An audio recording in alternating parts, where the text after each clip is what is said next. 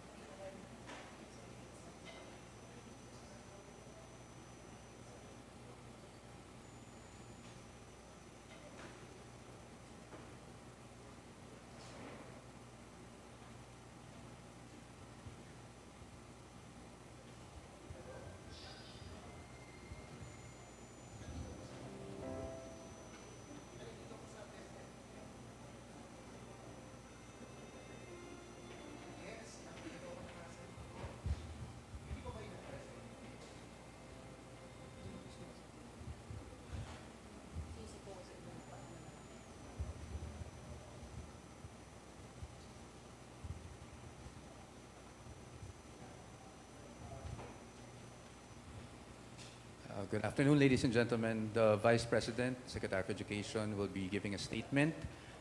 We will not take questions after. Thank you.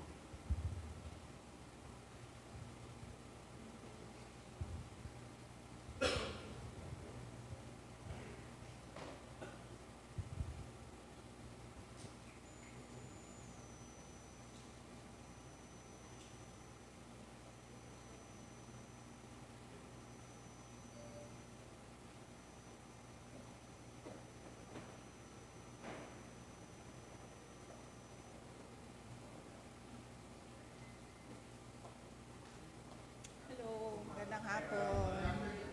Hello. Okay na?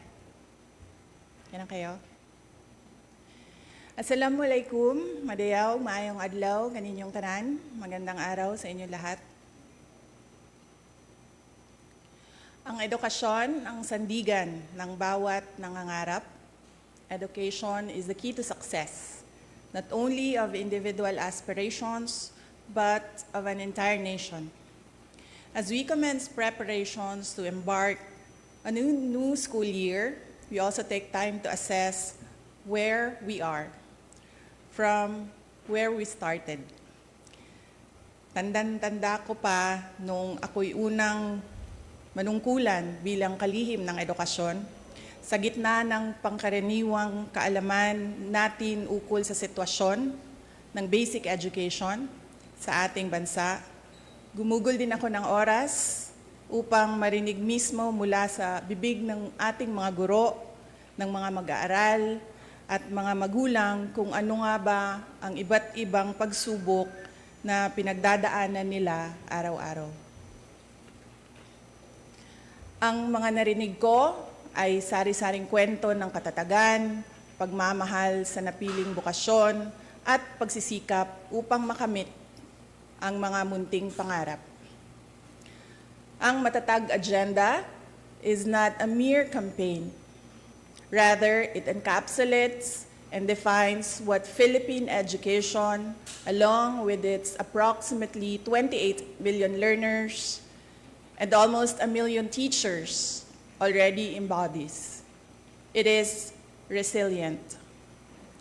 Our children are the children of heroes. They deserve no less than an education system that can fully unleash true potential and effectively mold them into vital contributors for nation building. As I speak before you today, I speak of the road we have traveled thus far. 2 years since we accepted the gargantuan task of heading the basic education sector, we have taken big steps towards institutional reforms through the improvement of our curriculum, the acceleration of basic education infrastructure and facilities, the promotion of learners' safety and well-being, and the provision of much-needed support for teacher quality and welfare. In the last 24 months, DepEd has launched a new curriculum for kindergarten to grade 10. As we open our schools on July 29, we highly anticipate its nationwide implementation. Our curriculum, however, is a mere scrap of paper without the necessary resources for its effective delivery. In order to provide resources such as textbooks, supplemental reading materials, as well as learning tools and equipment, we took strides to improve the procurement process within the department. By the first half of the year, we are on track to complete our textbook procurement as well as the purchase of e-learning cards. The fact of fiscal restrictions and inadequate resources is known to all. Therefore, DepEd has had to innovate in the provision of basic education facilities. Alongside building new classrooms, we tapped into digital infrastructure in order to address the congestion and avoid learning disruptions during times of calamity. Today, an additional 2,000 last-mile schools have been given internet connections through satellites, while 305 schools have been connected through fiber internet. By the end of 2025, we aim for all schools to be connected.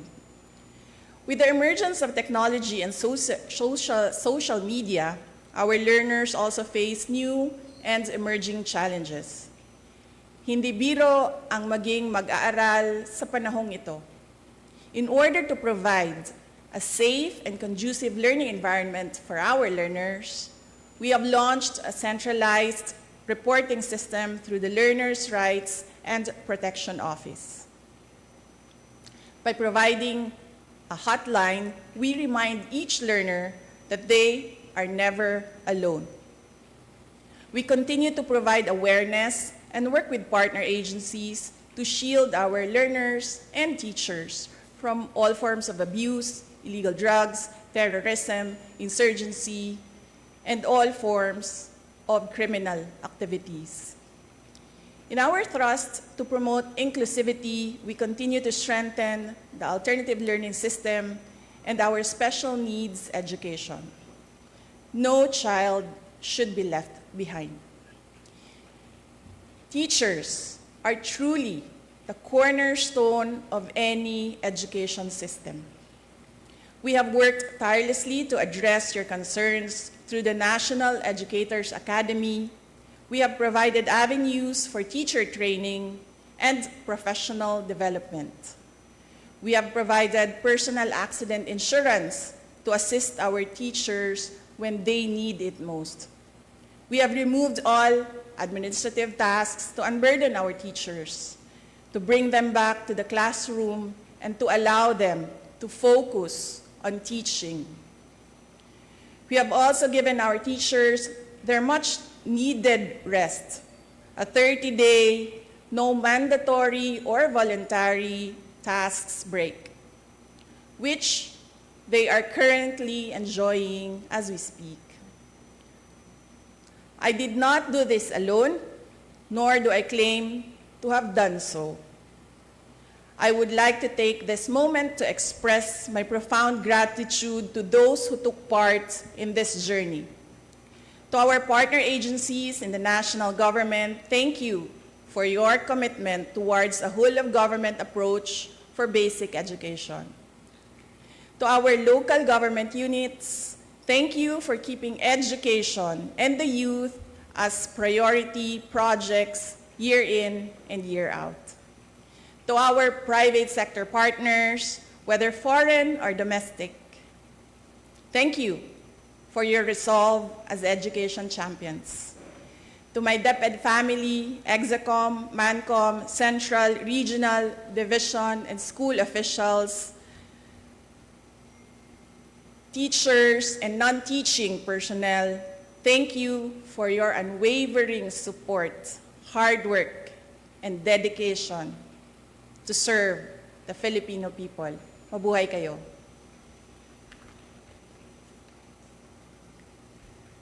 To our teachers, words can never capture how grateful the nation is for your sacrifices, for your passion, and for your unrelenting commitment to rearing the youth.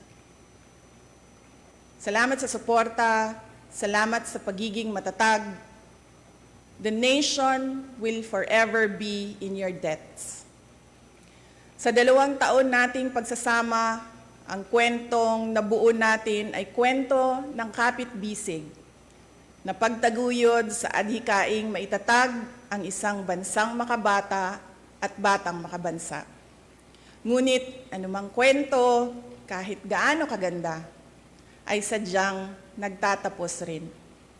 Earlier today, June 19, 2024, I sought an audience with the President and tendered my resignation as the Secretary of Education effective July 19, 2024. I have given my 30-day notice to ensure the proper and orderly transition for the benefit of the next Secretary.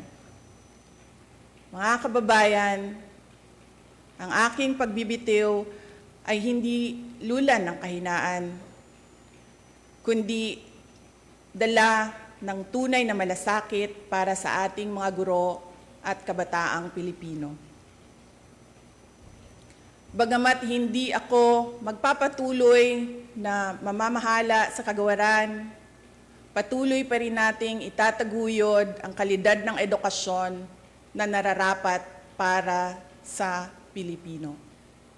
Hindi man ako ang tumatayong kalihim ng edukasyon, mananatili akong isang ina na nagmamatyag at titindig para sa kapakanan ng bawat guro at bawat mag-aaral sa Pilipinas. Para sa isang matatag na Pilipinas. Mga kababayan, lahat ng ating ginagawa ay para sa Diyos, sa bayan, at bawat pamilyang Pilipino. Syukuran. Thank you.